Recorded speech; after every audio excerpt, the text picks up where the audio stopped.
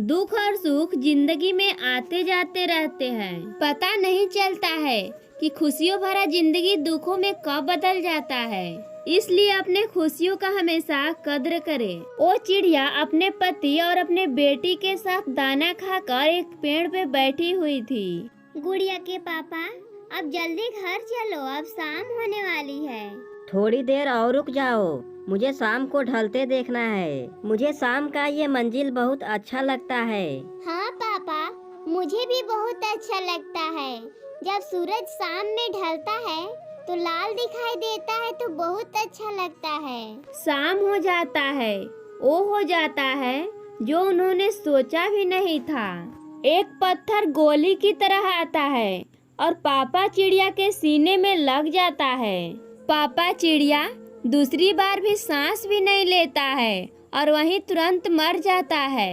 मम्मा चिड़िया और उसकी बेटी ने कुछ नहीं कर पाती है और कुछ दूर पे जाकर एक डाली पे बैठ जाती है। मम्मा, मेरे पापा को किसने मार दिया है? गुड़िया के पापा, ये क्या हो गया? आप तो बोल रहे थे कि शाम में साथ साथ जाएंगे। अब आपके बिना हम दोनों अकेले घर कैसे जाएंगे? रात हो जाता है। मम्मा चिड़िया और उसकी बेटी ने घर की तरफ निकल जाती हैं। किसी को कोई भी खबर नहीं थी। सब पक्षी अपने अपने घरों में बातें कर रहे थे। जिसका दुख होता है वही जानता है। मम्मा चिड़िया अपनी बेटी गुड़िया को सीने से लगा कर के रो रही थी और अपने पति को याद कर रही थी। सुबह हो जाती है। गोरी कवि और कालू कौवा उड़ते उड़ते कबूतर के पास जाते हैं। कबूतर, कबूतर, कुछ सुना है आपने? चिड़िया के पति ने मर गया है। हाँ हाँ, हम भी अभी जाने हैं। बुलबुल चिड़िया ने आई थी तो अभी बता करके गई है। हाँ हाँ, वो तो चिड़िया है ही मनहूस, वो तो विधवा हो गई है। अब तो मैं सोच रही हूँ कि हम सब मिल करके अपने जंगल से उसको निकाल दें। गोरी कवि, ये सब तो किसी और के साथ भी हो सकता है। ऐसे ही पक्षियों की वजह से जंगल के सभी पक्षी मुसीबत में पड़ सकते हैं। उसे जंगल से निकाल देने में ही भलाई है। मम्मा चिड़िया और उसकी बेटी भोजन लेने के लिए अभी जाने ही वाली थी। अभी घर से निकलकर एक पेड़ की डाली पे बैठी हुई थी। उन लोगों का घर जिस डाली पे बना हुआ था वो डाली तभी टूटकर नीचे गिर जाती है। उस डाली के साथ साथ घर भी गिर जाता है। मम्मा, मम्मा, ये देखो, हमारा घर भी टूटकर नीचे गिर गया। ये कैसे हो सकता है? नहीं आंधी है, नहीं पानी है, और ये घर कैसे गिर गया? हे भगवान, ये कैसी परीक्षा है कि पहले मेरा पति छीन लिया और अब मुझे बेघर कर दिया। मम्मा, मम्मा, चुप कर जाओ, हमें हालात का मुकाबला करना है, हमें जीना होगा। मम्मा, माँ बेटी एक दूसरे को हौसला देती है। ऐसे ही दिन गुजर जाता है और फिर से रात हो जाती है। अरे कबूतर, छोटी चिड़िया का घर कैसे टूटा है? गोरी कवि सच ही कहती थी कि वो चिड़िया मनहूस है। पहले उसका पति मर गया, उसके बाद उसका घर टूट गया। कहीं ऐसा ना हो कि हम सब लोग मुसीबत में पड़ जाएं। कबूतर लाल, मैं तो ऐसी बातों पर विश्वास ही नहीं करता। वो सब तो ऊपर वाले का ही काम है। जो होता है वो ऊपर वाले के ही मर्जी से होता है। इसमें हम पक्षियों का क्या है दोष? जो भी हो, अब तो मैं उस चिड़िया से दूर ही रहूंगा। अंधेरा बढ़ रहा था। तभी चिड़िया अपनी बेटी को लेकर गोरी कवि के पास जाती है। गोरी कवि अपने घर के बाहर बैठी हुई थी। गोरी कवि, आप तो जानती ही हैं। हाँ हाँ, मैं तुमको अच्छी से जानती हूँ। तुम एक मधुस चिड़िया हो। पहले अपने पति को खा लिया, अब तुम्हारा घर टूट गया। जल्दी से तुम यहाँ से चली जाओ, कहीं ये ना हो कि तुम्हारे वजह से मैं भी मुसीबत में फंस जाऊं। गोरी कवि एक सांस में ही सब बातें कहकर अपने घर में चली जाती है और दरवाजा बंद कर लेती है। चिड़िया रोती हुई अपनी बेटी को लेकर मिट्ठू के पास जाती है, जिसका घर थोड़ा दूर पे था। चिड़िया मिट्ठू के दरवाजे पर दस्तक देती है। मिट्ठू, मिट्ठू, मिट्ठू भैया दरवाजा खोलो, मेरा घर टूट गया है। आज की रात अपने घर में आने दो। चिड़िया की आवाज सुनकर मिट्ठू दरवाजे को खोलने ही वाला था, तब तक कबूतर का बात दिमाग में आ जाता है। ये चिड़िया मनहूस है, ये चिड़िया मनहूस है, मैं इससे बातें नहीं करूँगा। ये सोचकर मिट्ठू अपने घोंसले में आराम से सो जाता है और सोने का नाटक करता है। चिड़िया खिड़की में से मिट्ठू को आवाज देती है। मिट्ठू, मिट्ठू दरवाजा खोलो, मैं तुम्हारी पड़ोसन हूँ। चिड़िया बार बार ऐसा कहती है, लेकिन मिट्ठू तोता तो सोने का नाटक किया था। शायद मिट्ठू गहरी नींद में सोया हुआ है। नहीं मम्मा, मिट्ठू अंकल सोए नहीं हैं, बल्कि जगे हैं। अब हम लोग किसी और के पास नहीं जाएंगे, क्योंकि हम लोग का कोई मदद नहीं करेगा, क्योंकि मेरे लिए आप और आपके लिए मैं, हम ही दोनों काफी हैं। फिर वहाँ से माँ बेटी दोनों चली जाती है। वो माँ बेटी उड़ते उड़ते कहीं दूर निकल जाती है। दोनों माँ बेटी रात भर उड़ते ही रहते हैं, लेकिन उन दोनों को ये नहीं पता था कि हम किस दिशा में जा रहे हैं। फिर भी वो दोनों उड़ते ही जाते हैं। वो चाहते हैं कि कहीं हम लोग दूर जंगल में चले जाएं, क्योंकि उन दोनों का दिल टूट चुका था। सुबह होने वाला था। दोनों माँ बेटी सागर वाले जंगल में पहुंच गई थी। वो थकी हुई थी। एक नारियल के पेड़ पे दोनों बैठ जाती हैं। वो दोनों देखी जा रही थी, लेकिन गुड़िया खामोशी तोड़ती है। सागर के दूसरी तरफ से सूरज धीरे धीरे निकल रहा था। मम्मा, हम दोनों नया घर बनाएंगे। तुम ये भूल जाओ कि उस जंगल में हम लोग का कोई नहीं था। हाँ बेटा, मैं भी वो सब भूल जाना चाहती हूँ। मम्मा चिड़िया अपने बेटी को गले से लगा लेती है। छमछम चाचा, जो बढ़ई का काम करता था, अंधेरे में ही सागर से लकड़ियाँ लेने के लिए आ रहा था। तभी छमछम चाचा मम्मा चिड़िया और गुड़िया चिड़िया को नारियल के पेड़ पे बैठा हुआ देखकर उसके पास आता है। आप दोनों इस जंगल से नहीं हैं। आप दोनों कहाँ से आए हैं? मम्मा चिड़िया छमछम चाचा को रोते हुए अपना सारी बातें बताती है। मेरा पति मर गया और मेरा घर भी टूट गया, और हमारे दोस्त लोग थे, सब लोग भी हमसे नफरत करने लगे और हमें मनहूस कहकर जंगल से ही निकाल दिए। अंकल, आपको लगता होगा कि हम दोनों की वजह से आपका बुरा होगा, तो आप कह दीजिएगा, हम यहाँ से चले जाएंगे। ये सब सुनकर छमछम चाचा के आंखों में आंसू आ जाते हैं। बेटी, आज से हम तुम्हारी चाचा है और तुम्हारी मम्मा मेरी बहन है। चलो बहन, मेरे साथ मेरे घर चलो। छमछम चाचा मम्मा चिड़िया और गुड़िया चिड़िया को अपने साथ में घर ले जाता है। फिर उन दोनों को अपने घर में अपने साथ रख लेता है। गुड़िया छमछम चाचा के साथ काम में मदद करवाती।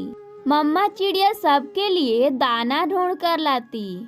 फिर धीरे धीरे मम्मा चिड़िया और गुड़िया चिड़िया पीछे की सभी बातें भूल जाते हैं। फिर एक नई भरा खुशियाँ शुरुआत करते हैं। मेरे प्यारे दोस्तों, जो कल किसी के साथ हुआ वो आपके साथ भी हो सकता है। अगर किसी का मदद ना कर सको तो उसको दुख भी नहीं देना चाहिए। किसी जंगल में एक टोनी चिड़िया रहती थी और वो बहुत ही गरीब थी। किसी हादसे में टोनी चिड़िया के पति का देहांत हो गया था। टोनी चिड़िया की कोई संतान नहीं थी। गरीब होने के बावजूद भी किसी और पक्षी की मदद करने की जरूरत पड़े तो कर देती थी। एक रात बहुत तेज से बारिश हो रही थी। तभी उसके दरवाजे पे कोई दस्तक देता है। बहन, दरवाजा खोलो बहन, तुम्हें जरूरत है मुझे। टोनी चिड़िया दरवाजा खोलती है। अरे तुम कौन हो और मेरे दरवाजे के पास तुम क्या कर रही हो? अरे बहन, ये तीनों मेरी बेटियां हैं और मुझे बहुत चोट आई है, मुझे तुमको जरूरत है। मुझे आज रात भर के लिए अपने घर में शरण दे दो। टोनी चिड़िया सभी को अपने घर के अंदर लाती है। अरे बहन, तुम्हें तो बहुत चोट लगी है, तुम यहीं पे रुको, मैं लेप लेकर आती हूँ। इतना बात कहकर टोनी चिड़िया अपने रसोई वाले घर में जाती है और लेप तैयार करती है। कुछ समय बाद टोनी चिड़िया लेप लेकर घायल चिड़िया के पास आती है और लेप लगाती है। अरे बहन, तुम्हें चोट इतना कहाँ से लगी है और तुम कहाँ से आई हो? बहन, मैं एक जादूगर की पत्नी हूँ और मेरा शादी उस जादूगर से हुआ था। मैं एक साधारण पक्षी हूँ। मेरा पति बेटा चाहता था, लेकिन मैं 3 बेटियां दे दी हूँ। वह तो मुझे मारना चाहता था, किसी तरह मैं अपने बच्चों को लेकर अपना जान बचाई हूँ। हे भगवान, ये कैसा बाप है कि अपने ही बेटियों को मारना चाहता है। और देखिए आपका हालत कितना खराब कर दिया है। वो तो बहुत क्रूर है, लेकिन आप तो बहुत दयालु पक्षी हैं। आप मेरा बात ध्यान से सुनिएगा। अब मुझे नहीं लगता कि अब मैं बचूंगी। आप ही मेरे 3 बेटियों को पालना। अरे अरे अरे, तुम कैसी बातें कर रही हो? तुम जल्दी से ठीक हो जाओगी। आप हमारे बातों को ध्यान से सुनिए। हमारी 3 बेटियां एकदम जादुई है, तीनों में अलग अलग कलाएं हैं। सुनो बच्चों, अब यही तुम्हारी माँ है। तुम लोग अपना ख्याल रखना और इन्हीं को अपने माँ कहना। ये कहते कहते उस पक्षी की मौत हो जाती है और उसके 3 बच्चे एकदम बिलिक बिलिक के रोने लगते हैं। टोनी चिड़िया बहुत खुश थी क्योंकि उनके 3 बेटियां मिल गई थी। अगले दिन टोनी चिड़िया के घर अगल बगल के पड़ोसी लोग आते हैं और उससे पूछते हैं कि तुम्हारे घर 3 बेटियां कहाँ से आ गई। अरे टोनी बहन, ये 3 बेटियां किसकी है? ये बेटियां मेरी बहन सोनी की है, लेकिन सोनी इस दुनिया में नहीं रही। पर टोनी, तुम तो अपना गुजारा अच्छे से कर नहीं पाती और इन 3 बेटियों का ध्यान कैसे रखोगी? मैं जानती हूँ कि मैं गरीब हूँ, लेकिन इस 3 बेटियों को मैं अच्छा से पाल लूंगी। मैं कड़ी मेहनत करूंगी। ये बोलकर टोनी वहाँ से चली जाती है और घर जाकर छोटी छोटी अपनी बच्चियों से कहती है, सुनो बच्चों, मैं काम करने जा रही हूँ, तुम अपने छोटे छोटे बच्चों का ध्यान रखना। सुनो माँ, तुम काम करने क्यों जा रही हो? हमें भी तो काम करने आता है। अरे अरे मेरी प्यारी बेटिया, तुम लोग कहाँ काम करने जाओगी? मैं जा रही हूँ ना काम करने। शाम तक मैं घर आ जाऊंगी, तुम लोग अपना ख्याल रखना। इतना बोलकर टोनी चिड़िया अपने काम की तलाश में निकल पड़ती है। टोनी चिड़िया को दूसरों को घरों में झाड़ू पोछा करने का काम मिल जाता है और दूसरे के घरों में वो झाड़ू पोछा करने लगती है, जिसे उनको अनाज मिल जाता था और अपने नन्हे नन्हे प्यारी प्यारी बच्चियों को पालन पोषण करती थी। एक दिन टोनी चिड़िया अपने खेत में जाती है तो उसको कालू कौवा मिलता है। अरे टोनी चिड़िया, ये तो खेत खाली पड़ा है, ये खेत मुझे बेच दो। अरे सेठ जी, ये आप क्या कह दिए? ये खेत मैं कभी नहीं बेच सकती, ये तो मेरे पति की निशानी है। एक बार अच्छा से सोच लो, क्योंकि तुम्हारे घर में 3 बेटियां हैं। जब वो बड़ी हो जाएंगी तो उन्हें तुम्हें शादी भी न करनी होगी। मैं तुम्हें इस खेत की बहुत अच्छी रकम दूंगी टोनी चिड़िया, तुम एक बार अच्छी से सोच लो। इतना कहकर वहाँ से कालू कौवा चला जाता है।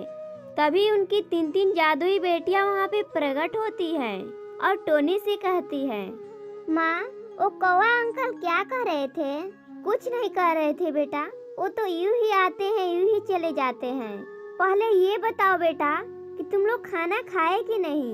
नहीं माँ, पहले आप ये बताओ कि वो कालू अंकल क्या कह रहे थे कि जिसकी वजह से आपकी आंखों में आंसू आ गया है?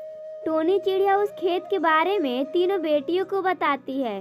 तभी उन जादुई बेटियों में से छोटी बेटी कहती है, माँ, ये बात आपने पहले क्यों नहीं बताई? इतना बड़ा खेत है, हम लोग खेती करना चाहते हैं। हाँ माँ, हमारी जादुई शक्तियाँ कब काम आएंगी? हम लोग खेती करना चाहते हैं, आप मुझे इजाजत दे दो माँ। अरे मेरी प्यारी प्यारी बेटिया, तुम लोग तो इतना छोटी छोटी हो और नन्हे नन्हे हो, तुम लोग कैसे खेत में काम कर पाओगी? और हाँ, जंगल वाले को तुम्हारी शक्तियों के बारे में पता चलेगा तो तुम्हारी नाजायज फायदा उठाएंगे। माँ, जंगल वाले को कुछ नहीं पता चलेगा, आप मेरे पे भरोसा करो माँ। अब मुझे इजाजत दे दो माँ। फिर टोनी चिड़िया मान जाती है और फिर से खेत में काम करने की इजाज़त दे देती है।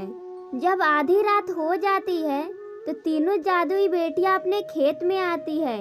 एक बच्ची अपने जादू से बीज बोती है और दूसरी बच्ची अपने जादू से बारिश करवाती है और तीसरी बच्ची अपने जादू से सूर्य की प्रकाश लाती है। देखते ही देखते अगली सुबह खेत में फसल उग जाते हैं। अगले दिन टोनी चिड़िया अपने खेत में जाती है तो लहराते हुए फसल को देखकर आश्चर्यचकित हो जाती है और अपने बच्चियों से कहती है, अरे बेटा, तुम लोग क्या किया कि एक ही रात में तुम लोग इतना अच्छा फसल लगा दिया। अगर जंगल वाले को पता चला तो तुम लोगों पर शक होगा। नहीं माँ, उन लोगों को कुछ नहीं पता चलेगा। अभी देखना कि सब फसल एकदम कट जाएंगे और फिर से उन अनाजों को हम लोग बेच देंगे और बहुत सारे पैसा भी मिल जाएगा हम लोगों को। और फिर माँ, तुम इतना टेंशन क्यों लेती हो? और यही हुआ। फिर से सारा फसल कट करके एक जगह इकट्ठा हो गया। फिर से टोनी चिड़िया उन फसलों को बाजार में ले जा करके बेच देती है, जिससे उनको खूब सारे पैसे मिल जाते हैं और खुशी खुशी टोनी चिड़िया अपने तीनों बेटियों के साथ रहने लगती है।